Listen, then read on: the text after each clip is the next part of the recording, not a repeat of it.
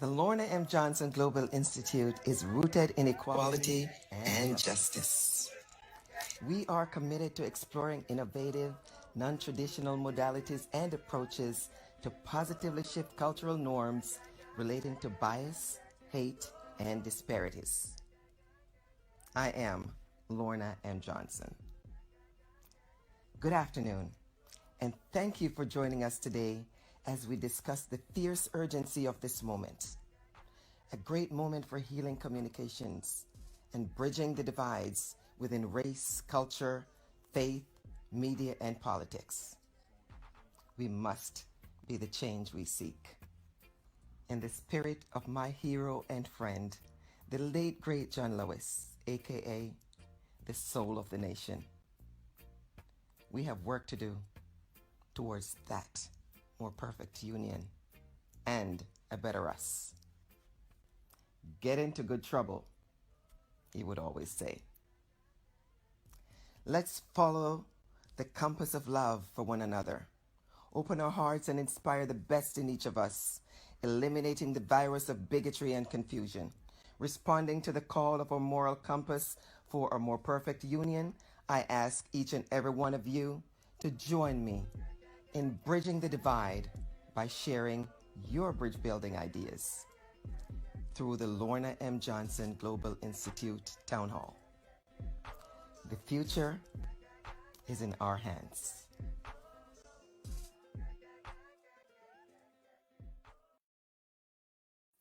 Good afternoon, good evening, good morning, wherever you are around the globe.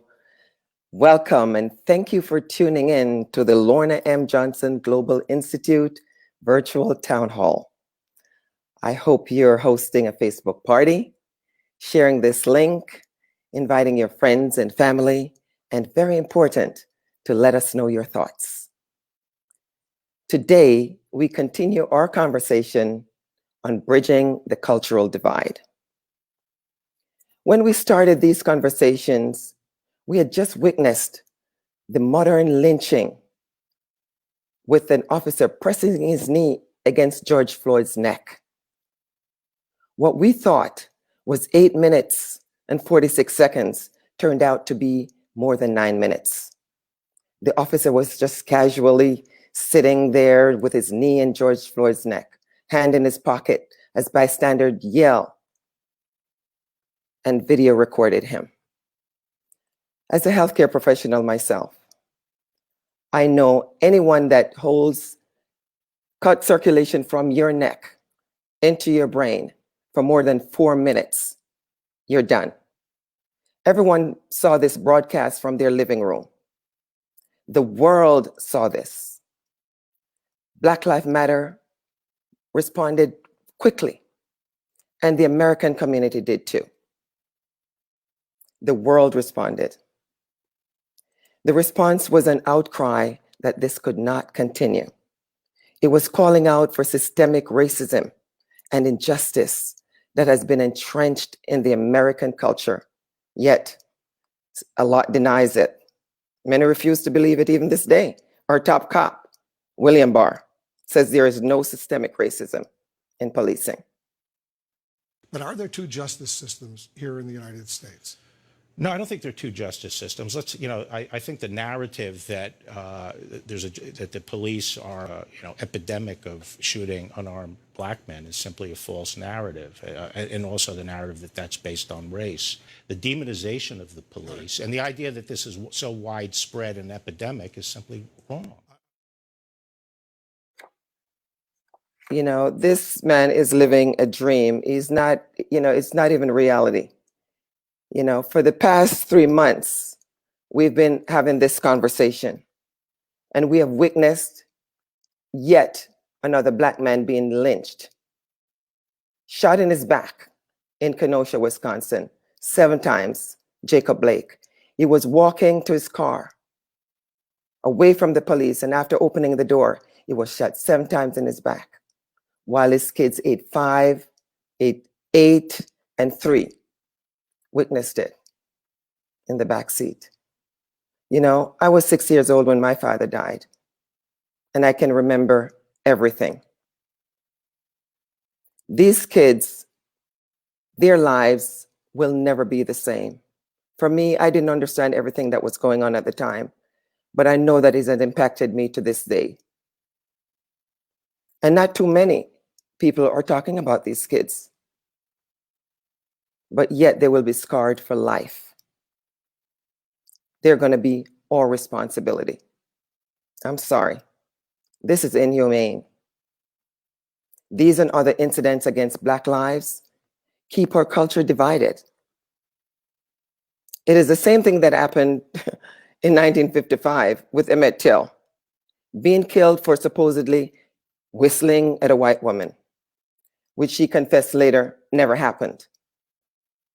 How do we stop this madness and bridge the cultural divide when everything seems to be the same?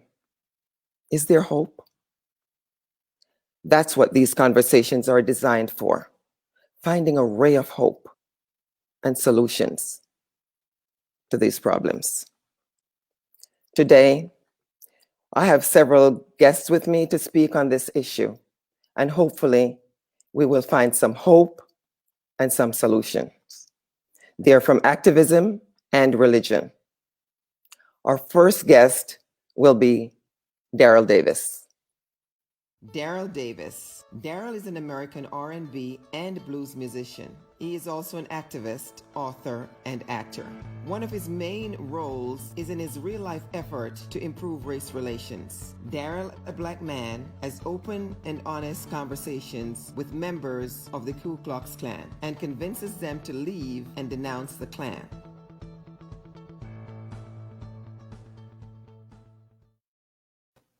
Daryl, hi, welcome. You are known as a KKK whisperer. And, actually, I introduced you and I used the word convinced in the introduction. I know you and I have talked and we have discussed this word. So I'd like for you to discuss a little bit about what you do, how you do it, and why you do it. Okay, what I do is I plant seeds. I provide the people, such as white supremacists in the Klan or individuals or neo-Nazis, with enough information that they can process on their own and come to a conclusion that I might possibly be right or that I am right, and they need to explore that a little further. And then when they do, they go through a cognitive dissonance of, you know what, that guy made sense. Oh, but he's Black. Or what he says is really true, but he's Black. So that becomes their dilemma. Do I disregard the man's skin color and accept the truth as I know it to be true and change my path? Or do I consider the fact that he's Black and just go ahead and live a lie? So when they change, I don't like to say that I convinced them or I converted them. I prefer to say that I was the impetus for their conversion because, in reality, yes, they converted themselves, but I gave them reason to. And it's always a stronger hold when somebody does it on their own, rather than if you try to compel them to do something, it won't last that long. That's amazing. That's an amazing way of looking at it. Daryl, your work has impacted a lot of people, including our next guest. That's my brother, T.M. Garrett. T.M. Garrett. T.M. Garrett. T.M. is a German-American author, producer, filmmaker, and human rights activist who was a former Grand Wizard with the Ku Klux Klan. He is currently the founder of Change, a Memphis-based nonprofit organization which engages in community outreach programs, food drives, seminars, anti-racism, and anti-violence campaigns.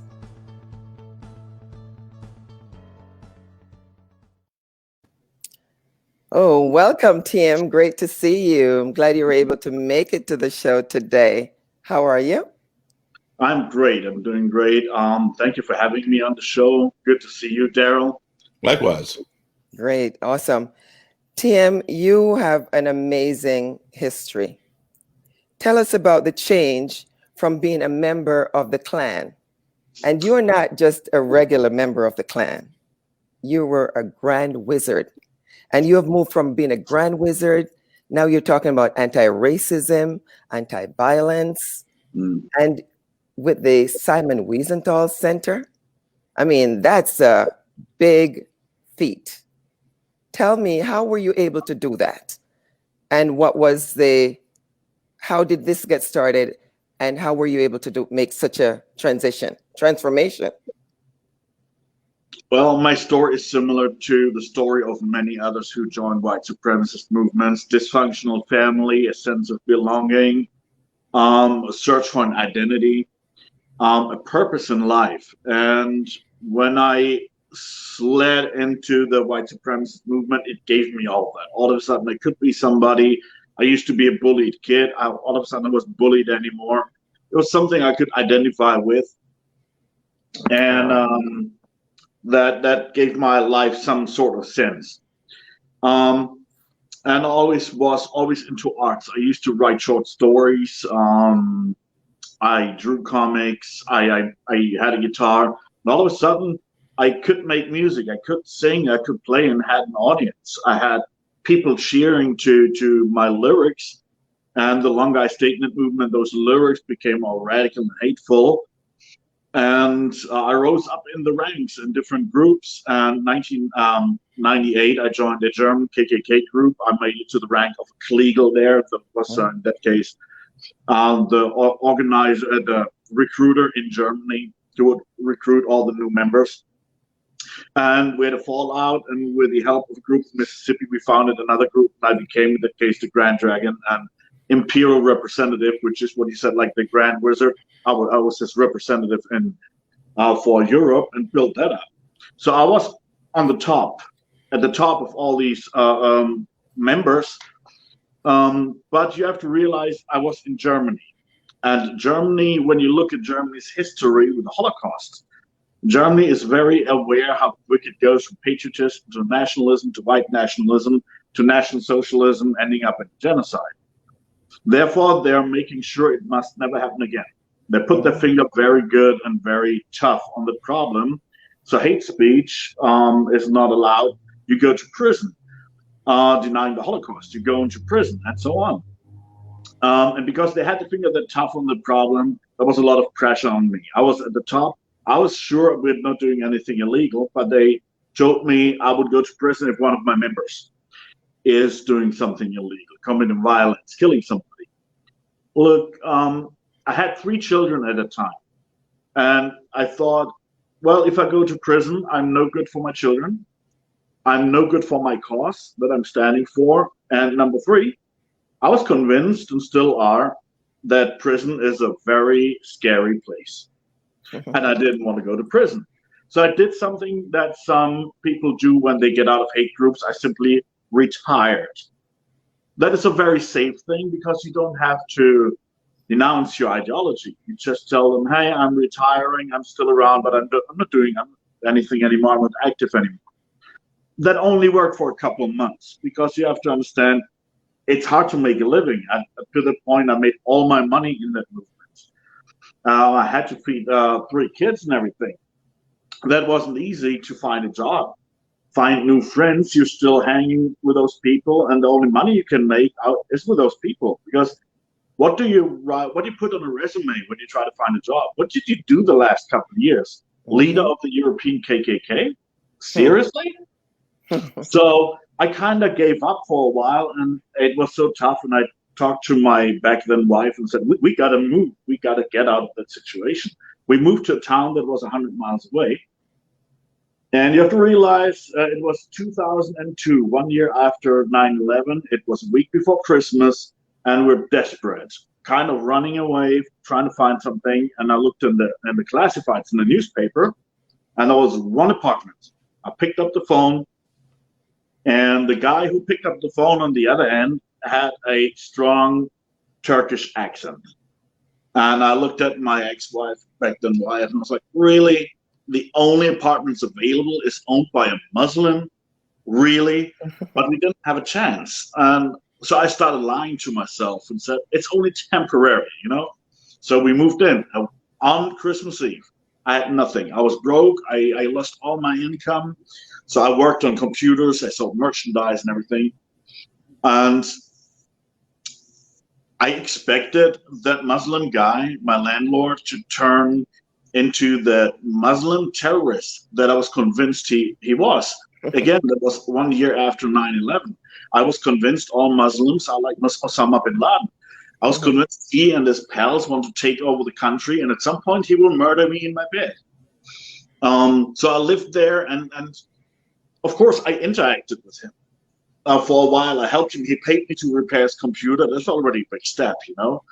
At some point, I refused the money. I finally found a job, a staffing company that didn't care about a resume or a gap in the resume.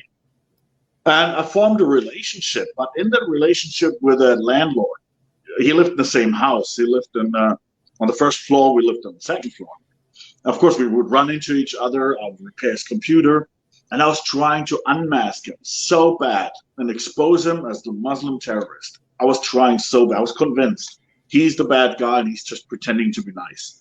And at the time, I almost founded another clan group with two people that left with me. But I hesitated. And one thing that really happened was one time when he invited me for dinner. And there was just an incident that I thought he would be very offended and he would turn into this ugly Muslim and being ugly to me.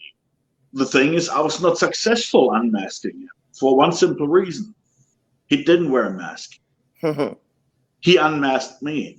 So I was sitting there and was like, man, I hate Muslims. And in my head, I thought, why don't you hate me back? And all he gave me was that love. And I thought at the time, all you give me is that stupid love. And I hate you. Why don't you hate me back? And this is very describing for people in extremist groups. You expect that people hate you back. And seriously, if I asked you, do you like Klansmen? Do you like Nazis? And I hope you say no. But that's a dilemma for somebody who tries to get out. Who we're going to talk to? You feel there's judgment. And this was different. He was not judgmental at all. He treated me like a human being who just got a shitty ideology, pardon my French. And that changed something in me. My hate started to crumble and I had to arrange everything new. Because everything started already new in my life. And now my ideology started to crumble too. I had to make a decision. Do I put those crumbs of hate that are laying in front of me back together to the loaf of hate that I used to nurture? Or am I going to analyze them? And Germany has a big, big Muslim community. So I went to different mosques and whatever to try to find out, are they pretending or are they just nice people? And guess what? I found out they're just nice people. So over 10 years, I made my experiences in Germany until I moved to the US in 2012. And I moved to Memphis, Tennessee. Memphis, Tennessee has an African-American population of almost 70%. What better place to analyze the Black community? So what about them? What about my stereotypes that I believed in? And guess what? They're just people, you know. I was proven wrong so many times, and I always got that compassion back. And this is the important part that changed me. The compassion that I thought I didn't deserve at the time when the Muslim landlord showed that unconditional love and compassion to me. Wow. When did you actually meet Daryl, and how did you guys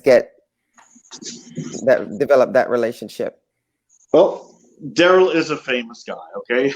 When his book came out in the late 90s, it was exactly the time when I joined the first KKK group.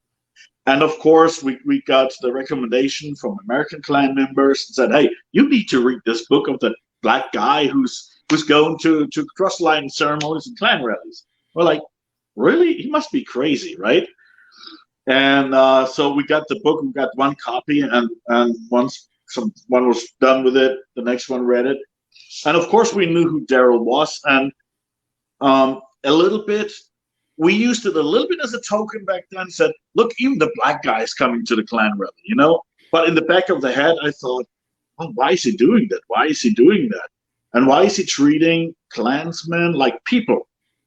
Why is he not hating them back? Well, I put the book away. He was in America, I was in Germany. When I moved, and you have to realize, Germany for 10 years after I got out, I didn't talk about my story because I was afraid of judgment and rejection. And in 2012, I started talking about it in Germany and in America here in 2015. And that was my coming out was not, I was not in charge of it. I was actually outed in a big newspaper around Memphis. And I thought, okay, my life is over, my career is over, everything. Now people know that I used to be the leader of the clan over there. And the first person who reacted actually was a mutual friend we have, Scott Shepard. And he wrote on Facebook, I applaud you.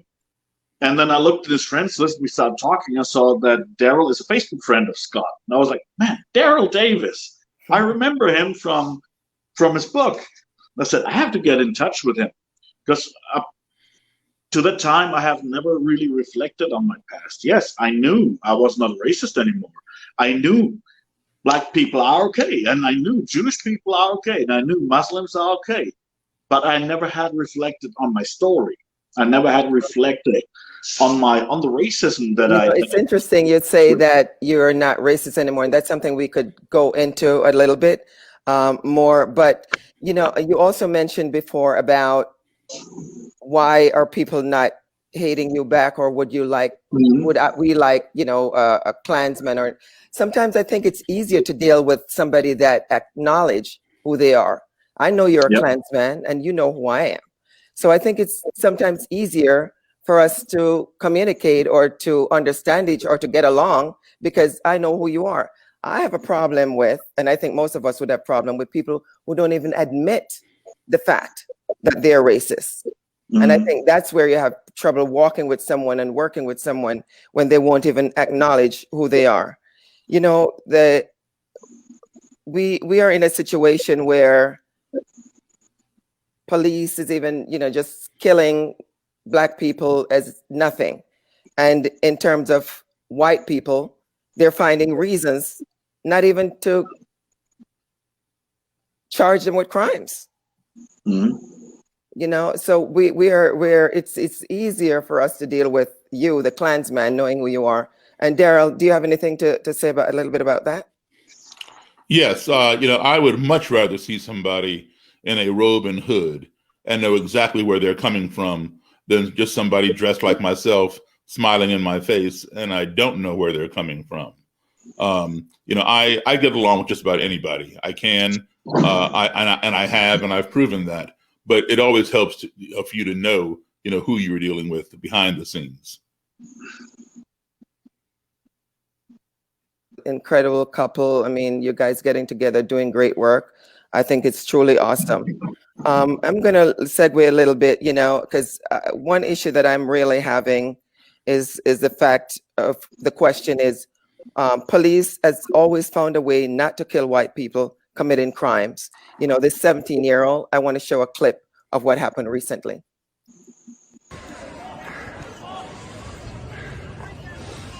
Hey, he just shot them.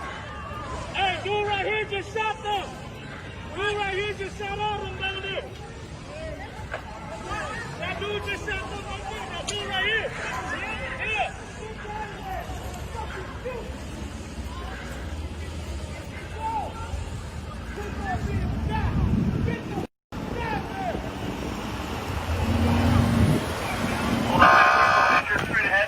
Someone injured straight ahead.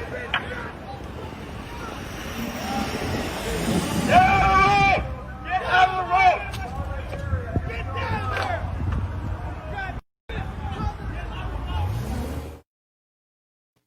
Goodness, how do we equalize this so that they stop killing Black and brown people? The phrase Black and Black crime comes up whenever we have a conversation about Black lives, but we know this is an issue. This is a fallacy. And I know someone who has lived that. And so at this point, I'm going to bring up Chico Brown, because I know he has lived this Black and Black crime, understanding gang violence that takes over so many of our young men and women. Chico Brown. Chico is a community activist, developer, youth sports organizer, and entertainment producer. Originally from Compton, California, Chico rededicated his life from gang and drug activities to doing community work in gang prevention and intervention. He founded Reach Back LA, a youth center in Los Angeles, and raised millions gaining the support of entertainment luminaries Penny Marshall, Mark Wahlberg, and Percy Master P. Miller. His most recent project, Ex-Contractors, was created to bring former rival gang members, Crips and Bloods, together, teach vocational skills, and provide jobs to ex-cons while building up the Compton community.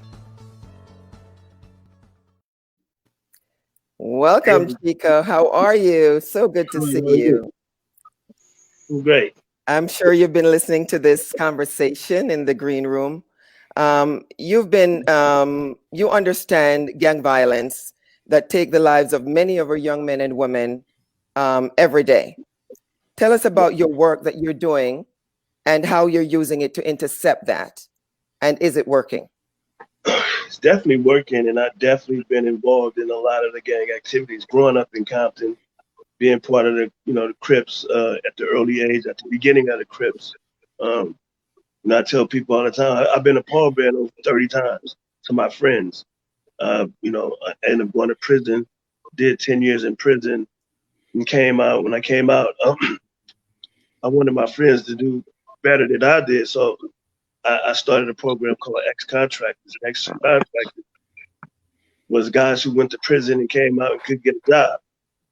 And so I realized their pathway of being successful, they needed employment. But then I found out nobody would hire him because it was a felon. So I created Ex-Contractor. There was this, I started a construction company and I wanted to get him a job. And so with the help of some of my, celebrity friends like Penny Marshall and Mark Wahlberg, I was able to get them on board with me. And created, just going in the neighborhood, creating, like buying old homes and redoing them. And so that created them to get a check every week. And then they was tired too. And these guys wasn't just your regular guys. These was all ex-gang members, Crips and Pyru, the ones who actually had hands in starting Compton Crips and Pyrus in Los Angeles. We're talking about a gang that's nationally known all over the world. But for us, it's just a street in Compton. Pyru is nothing but a street in Compton.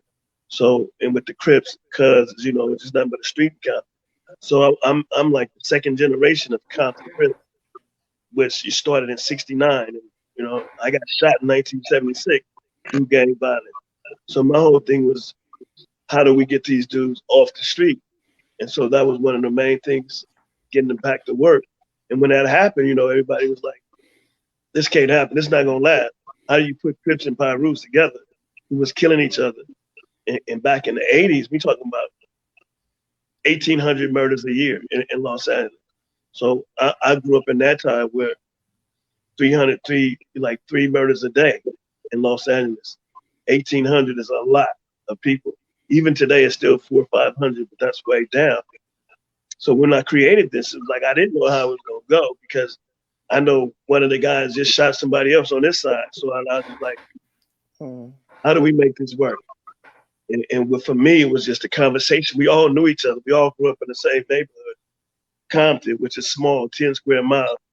So that way, I think the bad thing about it, we didn't never talk to each other because you wore red and I wore blue. So that was the whole conflict right there.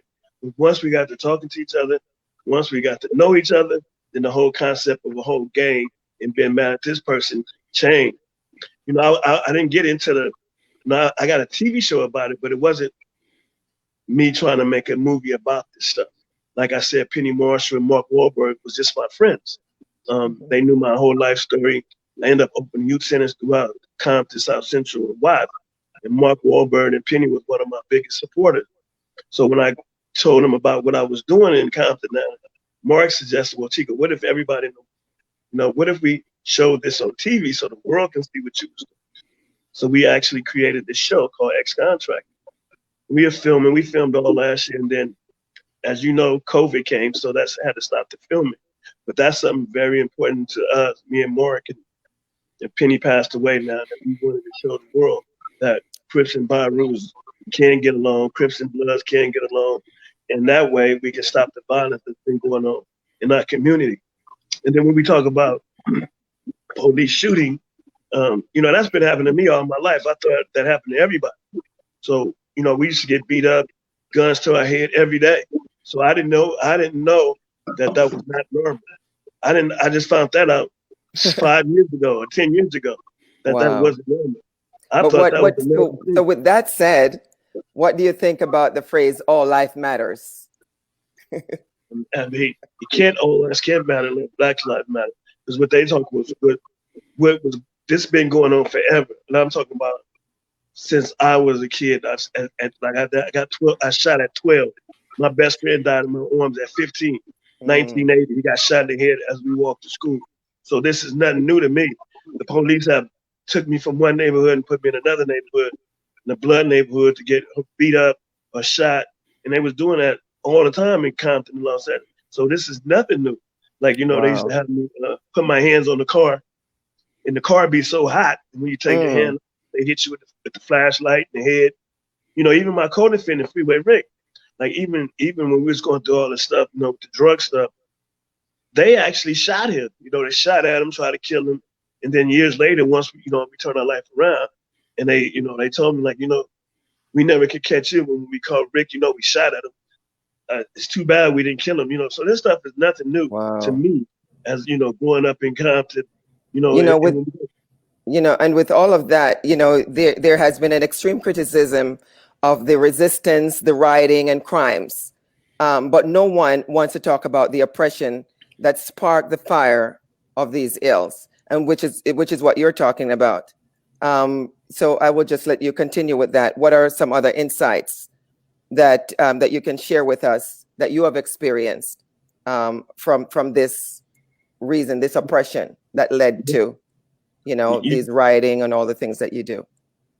What's so crazy to me when somebody say, well, why didn't you just listen to the police? Why didn't you just go to the car? It's not even that simple. If it was that simple, none of this would go on. Like when they tell you something like, put your hands on the car, and the car is so hot, and you try to put your hands on the car, you can't. It's just too hot. So you take your hands off. Or when they tell you, there's been incidents with me, like high-speed chase, when it wasn't a high-speed chase. I just didn't know the police was following me, and I got out the car, guns to my head, or, lay on the ground, put your face on the ground, walk backwards on your knees, sicking the dog, all this stuff I'm telling you is personal experience. Like, and then me as personally, when I got involved in the drug thing, but when I find out our United States government gave me and Rick all the drugs, when the president's name come up in my paperwork, when Oliver North's name come up in my paperwork, to find out that I was just a pawn to the whole game, that was the most shocking thing to me. Like, for all these years, like I'm talking about every Crip blood or every African American who was selling drugs was working for the United States government. This is not nothing I'm like telling you to be not facts. These are facts. I went to prison for that. This is hot. This is very heated conversation and exciting, but I think we need to bring someone else in on this conversation. We need some church in here to cool down some of this fire. So let's bring Rev in. Michael Bernard Beckwith. Reverend Beckwith is a New Thought minister, author, and founder of the Agape International Spiritual Center in Beverly Hills, California, and co-founder of the Association for Global New Thought. One of the featured teachers in the 2006 movie, The Secret, Beckwith is a teacher and speaker on meditation and affirmative prayer. The originator of the life visioning process technique, Beckwith encourages practitioners to stop being a passive tourist in one's life.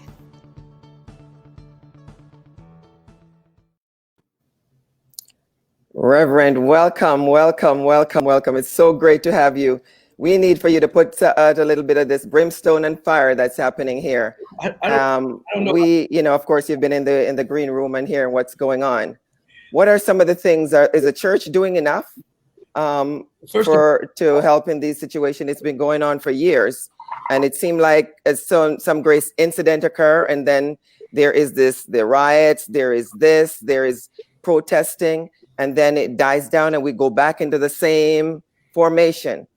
Now we're at a turning point. Do you think the church is doing enough right now? First of all, let me say thank you for the invitation. And let me say, I don't want to cool the conversation out. I think the conversation is where it needs to be. And I think that what we're facing right now is what I call what we've had is the coronavirus, and that is because of the corona situation. When George Floyd was publicly killed, there were no distractions. There were no movies. There were no basketball. Exactly. There was no bars. So people had to actually sit and watch this. Now the thing about it is, as Chico was speaking, and I can speak to my own personal experiences, and Daryl could speak to his personal experiences of racism in America. The difference is it forced everybody to see what was going on and what people have been going through for many, many, many years. I mean, since 1619, the COVID-19, things have been happening that many people didn't believe that they were happening. So, yeah, so systemic racism is real, police brutality is real. And when you speak about the church, the spiritual community's job is to call a thing. And that is not to pretend it's not there, not to sublimate it, not to pacify it, but to actually speak to the congregation about what's there, what's really happening, but at the same time, call people to a higher order of being. When Dr. Martin Luther King Jr. was alive, he spoke to the Christian churches, particularly in the South, and called those ministers out and said that it was their job to take this disease called racism from their congregation. That was a part of their job to do that. That they may have been in an all-white church where bigotry and privilege and elitism was running rampant, but he would tell them their job was when they came in there on Sunday to lift them to a space where they became aware that that was a disease, that racism is a disease, you see? And so I don't think that the spiritual community's job is any different. As a matter of fact, it has to be a little bit more intense. I just was in a meeting today with the heads of the what is called the New Thought movement. That includes Unity, Universal Foundation for Better Living, the Agape movement, Centers for Spiritual Living, and there's a number of movements that teach the teachings of Jesus in a very progressive way. And we went through our checklist as to what we were doing in our movements. And many of us in our School of Ministries, we have classes now that are now teaching from the historical point of view, from 1619 to present moment, the fact that obviously that Africans built this country and brought the wealth to this country, and the systemic racism that we face.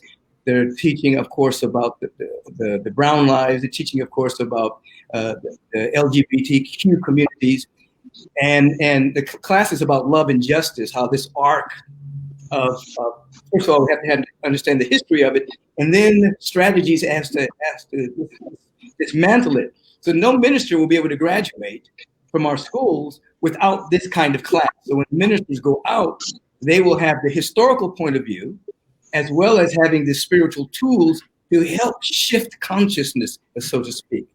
There are, I could go down the list of things that we're doing in the community to keep the pedal to the metal, so to speak.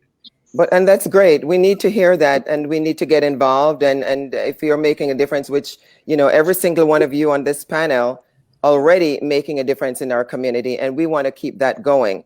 So we really appreciate that. I know the Black communities always relied on the church. Yeah. We've always depended on the church as a backbone of hope for all the things that we go through. So you can elaborate on some of the other stuff, Rev, as to what some of the other stuff that you're doing.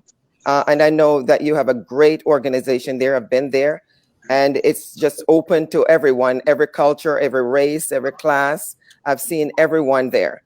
And I think it's a great thing. And that's how we need to try to be united, is to not be judgmental, because that's one of the things I find even coming to your church. People dressed up, they dress down, they wear their jeans, they wear their big hats. And it's like a place where you feel safe going, non-judgmental. And I think that's what we all want. We just want to be free. We want to be treated fairly. We don't want to be judged, and we just want to live. And so I'm hoping that this conversation will continue and that we'll be able to find some resolution at some time. So keep going, Rev, and I will listen to some of the other things that you're doing, how you can share with us to bridge this gap that we so badly and desperately needed. Well, absolutely. You're speaking about our community, Agape International, which the name Agape, I was inspired because of Dr. King's teachings, talking about agape love. So the community is tremendously inclusive. You know, I was the first in 1987 to do a same-sex marriage when it wasn't even legal. So we have obviously a gay ministry. We have people from all walks of life. And as you said, people come in dressed all kinds of ways. They can come in the short pants, they come in the suits. The idea is come as you are. We love you. You know, black, white, straight, gay, rich, or, you know, we're seeking to elevate people to expand their awareness to realize they are special, unique emanations of the presence of God. So when the people were asking us about Black Lives Matter, I said, listen, the way you want to understand this is Black Lives Matter too, because other lives have always mattered. You know, Right. white have mattered, but Black lives haven't mattered. So it's not that Black Lives Matter and your life doesn't matter. It's like Black Lives Matter also. Also, absolutely. So I had to educate the congregation around that because my congregation obviously is diverse. Within the congregation, my white brothers and sisters began to understand what white privilege was. And obviously we had community gatherings under the leadership of some of my practitioners, Aisha Mason being one of them, in which everybody came to the table, and some of our white brothers and sisters didn't even understand what that was, white privilege. We had a young man who I am his godfather, a white young man, 16 years old, snuck into his mom and dad's house, not stuck into her house, but stole their car keys while they were sleeping, got a bunch of his friends. I did that too. Drove out to the beach, stopped by the police. He's riding 4 deep with 4 white guys. And the police said to him, you know, do you have a license? No, I don't. Went through the whole rigmarole. And he says, what are you doing? He says, oh, it's my dad's car. You know, the police officer said, go home right now. Now, teach him what white privilege was, because that would have been 4 brothers riding deep. And, you know, they would have got their first case. They would have been handcuffed and taken to jail. Absolutely. Good teaching around him, but also brought that to the congregation to let them know what white privilege was. He was an example. And of course, his parents really, who were very progressive individuals, began to educate him as to what white privilege was and how he was the recipient of that. So that's amazing. It's very real. We call a thing, and we seek to lift people to a higher state of awareness. And then we seek to invite people to find their place in the changes that are going on right now. Everybody can't do everything, but everybody can do something. Absolutely. Job is to be out on the streets and actually protest. You know, some people's job is to help deal with policy changes and reform changes within the police department or the legal system. You know, but some people's job is to get a petition or to write your senator. I mean, there's one group is doing a wonderful postcard campaign where they're each agreeing to write 10 postcards to their elected officials to speak about police reform. You know, so they're inundating the police department, inundating the police chiefs and the senators and their congresspeople, the fact that there needs to be some kind of police oversight and police reform. And so everybody can do something. So the idea is not going to passively wait to die to go to heaven. The idea is that we want to bring heaven here. That's right. And I hope that's what we're doing here, starting having this conversation, that we are doing a little by little by little. Each of us is doing our little part, and that will make a big difference in the long run. How has, for the others, I'll say Daryl, Black Lives Matter, how has that changed your thinking? Or even TM, you know, as a supremacist, how do you, when you hear Black Lives Matter, what comes to mind for you, and how does that make you feel? If you can think about your Klan's hat and the person that you are today. Well, when I was a white supremacist, I didn't care about Black lives. I didn't want to associate with Black lives. Technically, I didn't even, in Germany, I didn't want Black lives in Germany. And I thought if I would have been in the USA, I at least would want it to be separated. Today, it's exactly what the Reverend said. Black Lives Matter, and but many people don't understand, and some understand but don't want to think about it. It's Black Lives Matter too. And I've been called because I have a Black Lives Matter T-shirt. I wore it at many protests, but I alienated so many of my white friends with that. So they unfriended me on Facebook. They sent me ugly text messages. They called me a racist against white people, saying I would elevate black people over white people. I said, you know, you're getting that wrong, and I know most of them know that. And that's part of the problem. That's a whole new conversation that I would love to have with you some more. Chico, what does Black Lives Matter movement? How has it changed your thinking in the community? How has that affected you? It definitely changed for me. You know, I ain't never even had a white friend until later in my life. You know, growing up in Compton was 99% African American. So the first white person I ever had a conversation with was my lawyer. So for me, it was all like, okay, I always felt that we mattered, but I always felt that the world was always against us. Like for whatever reason, I know we always got more time, we always went to prison more. And then every time I had an encounter with a white person, it was always bad. So now, as we speak about it, it's something that I'm for it. I'm with it. I'm with the movement. Excuse me. Let me go to Daryl. Daryl, we have a government that right now that probably, I mean, I think it's fair to say it's not causing any unity in the country. It's causing more divide than unity. How would you inform the government to help to bridge the divide in our country today? I think we need more to inform the people than the government, because this government, I believe, is going to be out of here in the next 60 days. And even if they're around for another 4 years, all they're going to do is destroy the community some more. But I think we need to work it from the ground up as a grassroots campaign to educate the people, because the people are going to be around much longer than any 4-year government, whether it's Trump, whether it's anybody else. So the more we are educated and alleviate our own ignorance of each other, we can get through any government. I love it. I love it. You're such a wise man. I'm telling you, because people don't seem to even understand the power of the people.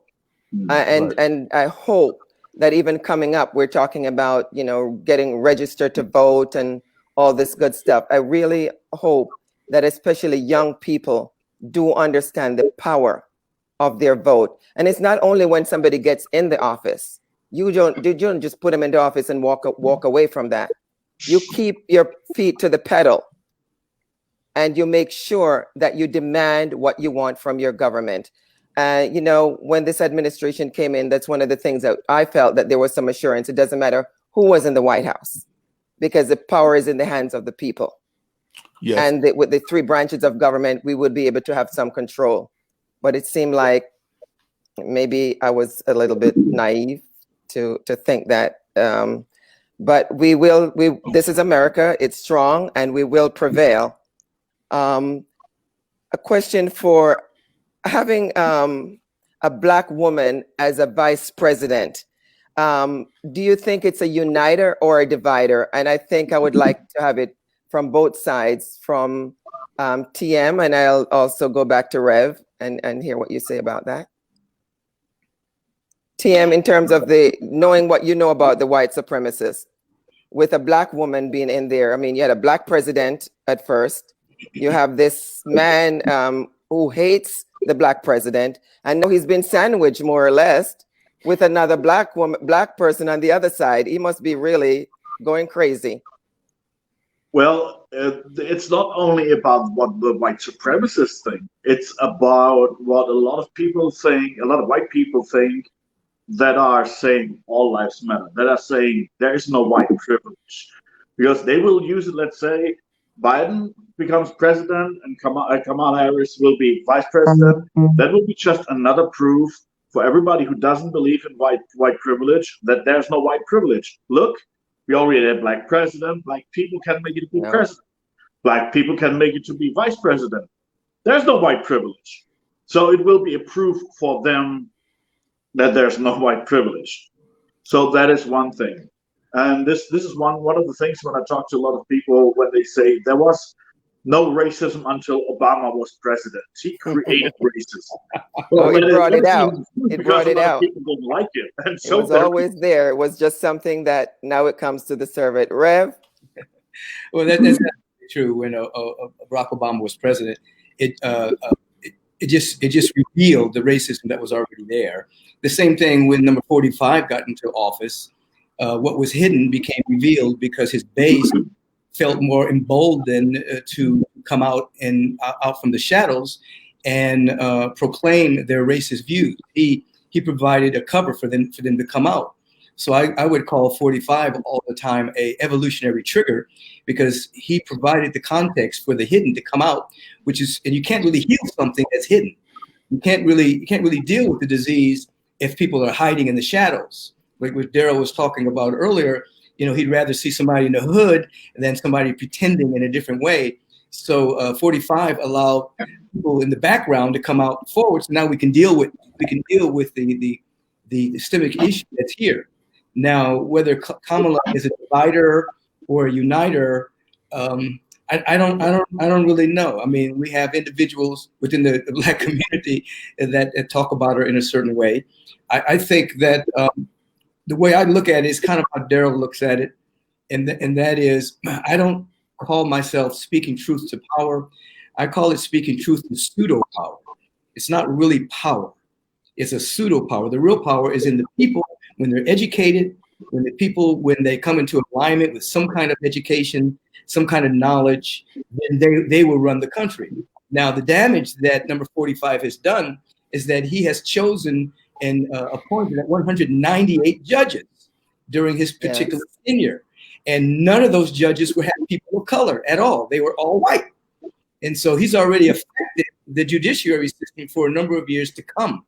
So not just— And that's a great trigger for him. He came out announcing today again some more judges, which was a point to get across to his people. Well, I'm going to appoint all these judges, so you better get me so that I can have all of these things back in there. But Chico, in speaking of that, do your community understand the implication of that and the importance of their vote?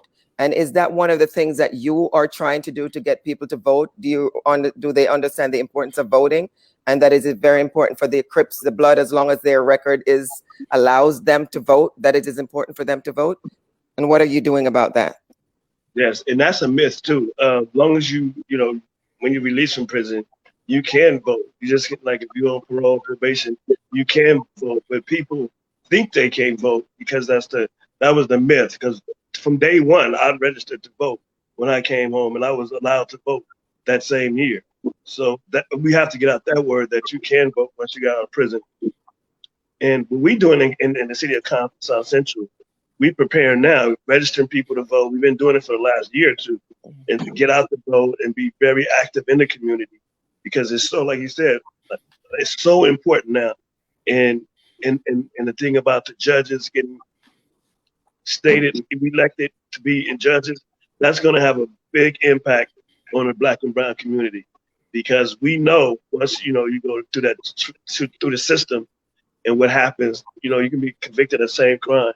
White person get this time, and Black person get tremendous time. And even from the crack law, where I was a part of that, like I really could have got a life sentence if I had crack cocaine, but the disparity is so different because I had powder cocaine, which I wasn't supposed to have. But the crack cocaine, if they'd have got the same amount, I get a life sentence. But for me having powder, I couldn't even get 20 years. So that didn't make no sense to me. And I got a car with 100 kilos of cocaine, and I still couldn't get a life sentence because I didn't have crack cocaine. So I know from my experience being in prison, being, in that situation where I saw kids that was 18 years old that got caught with, say, 2 ounces of crack cocaine and got a life sentence. And I got caught with 100 kilos and only got 10 years. Well, I sure hope that you're making that point in your community. And if you need my help, please, you know where to find me. Make sure so that we can make sure we educate our people to make sure that they're getting out and they're voting. One of our greatest change agent, as John Lewis would say, was voting. So if we listen and try to take some lessons from John, what he has left with us is to make sure that we exercise the vote that they have suffered, bled, and some of them have died for. So let me know if there's anything I can do. I know on the panel we will have the I Will Vote on my website. People can go there and you can see wherever you are in the country or over the world, you'll find out where to vote. Rev, I think you want to say something? Yeah, I want to just remind people that number 45 lost by a number of millions of votes. He didn't have the popular vote. He was selected by the Electoral College. And a lot of the millennials were very upset because they didn't know what Electoral College was. They didn't know what it was. So they didn't understand how in a democracy, a person can have less votes, but end up as president. So it became a great learning curve for a lot of people. The state of Denver passed a law that said that whoever wins the popular vote, the Electoral College has to vote for that person. Another state, a couple of other states are taking that on as well. So if we can't dismantle the Electoral College, there needs to be some kind of activism around the states to actually embrace that law, that whoever wins the popular vote gets the Electoral College votes, because again, he lost by a big amount of votes. Absolutely. But still became president. So people have to understand we don't have a real democracy. We don't have a one person, one vote, one person, one vote. We don't have that. We don't. That's, we try to put democracy all over the world. Democracy we don't even have. So that right. needs to be changed. And then we have this creative way of redlining or different gerrymandering. Yeah. Oh, maybe maybe she was in a blackout. Yeah, but as she was saying, gerrymandering, redlining, Electoral College, our activism has to step on different areas, Indeed. Yeah. So I imagine she will be back in a moment. Yeah. Great work you guys doing, all of you. Good work you doing too, man. And as I always say, it's not a sprint and it's not a marathon. It's a way of life. That we have to commit ourselves to a way of living that doesn't have a finish line other than progression. Year after year, we have to progress more and more and more and more until, we're living in a semblance of the beloved community. Yeah. Huh. You're back, Lorna. She's halfway back. We can see you, but we can't hear you. We can see you, but we can't. Your microphone is muted, Lorna. I think your microphone is muted. Yeah.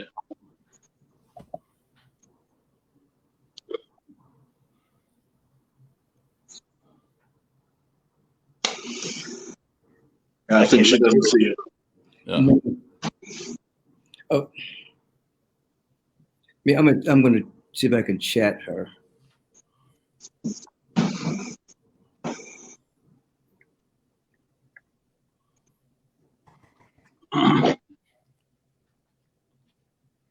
Anybody here? No, I'm chatting. I'm counting on you. And Pastor Bestwick, I can hear her, but it's very quiet. Your worldwide outreach touches us spiritually, but also politically, because your messages make a difference in the community every single day. So thank you so much. I'm so glad you were able to join me. As a matter of fact, I think the Spirit was with us, because when I called you, you pick up the phone right away, and I have not been able to get in touch with you since until yesterday. So thank you so much for making the time to be with us here today. As for me, I will continue to help to get out the vote and continue the the town halls that we've been doing. On Wednesdays, we will have the our regular town hall meeting every first Wednesday, Bridging the Gap. And now I have a new one, Girls Tribe, that we just started last month. And by popular demand, we're going to have it every third Wednesday at the same time, 5 p.m. Pacific time, 8 o'clock Eastern time. Please save the date, tell your friends, and let's be ready to help to change the world. It's a beautiful place that we have, and we need to cherish and love the world that we live in and try to make a dent, a difference in it, whichever way we can. You see, I think 4 years ago, people may have thought it was time for a change in the governmental structure. However, I don't believe anyone expected that we needed to tear the complete infrastructure down. It was bulldozed practically. And what happened? We now have chaos and confusion, and we cannot have that from the people that we need to have clarity and direction from. So with an administration bent and tearing us apart and undermining our faith in democracy as we know it in this country, we must continue the conversation. And we must continue to enact the change that we are looking for. But with that change, we cannot throw everything out. We need the founding principle that this country was built on. We must use our power to affect the change and get into good trouble, as John Lewis said.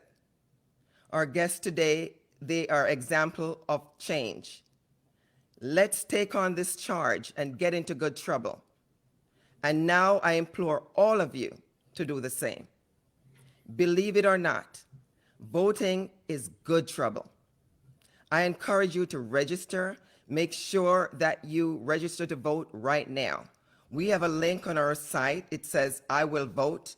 If you go there, it doesn't matter if you're living in the United States or outside of the country. As long as you're a U.S. citizen, you can register to vote. Follow the instruction of the state that you live in or you will vote in. Make sure you have your IDs and just follow the instruction. And if you have any issues, reach out to I Will Vote, or the Global Institute can help to direct you and guide you into the right path. So it is very important for all of us to register and vote.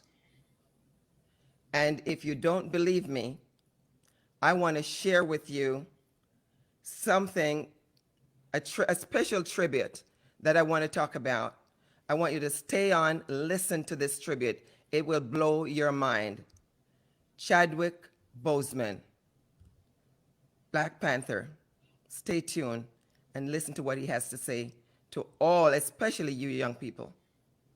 Make sure you register and vote. So stay tuned, and until then, I will see you in the next Lorna M. Johnson Global Institute Town Hall. Stay tuned. Goodbye, and thank you. Anything else you want to say from your heart? All that 70 million group of young people who will come out and vote. I believe in you. I think you can turn our nation around.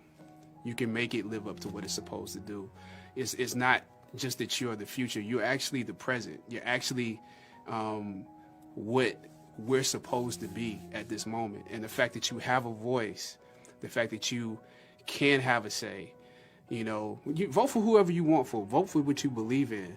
But I believe that the majority of you can see what's actually happening and you want things to change. So I say all that to say, you know, thank you in advance for your input and the victory that is to come. Now, this is your time.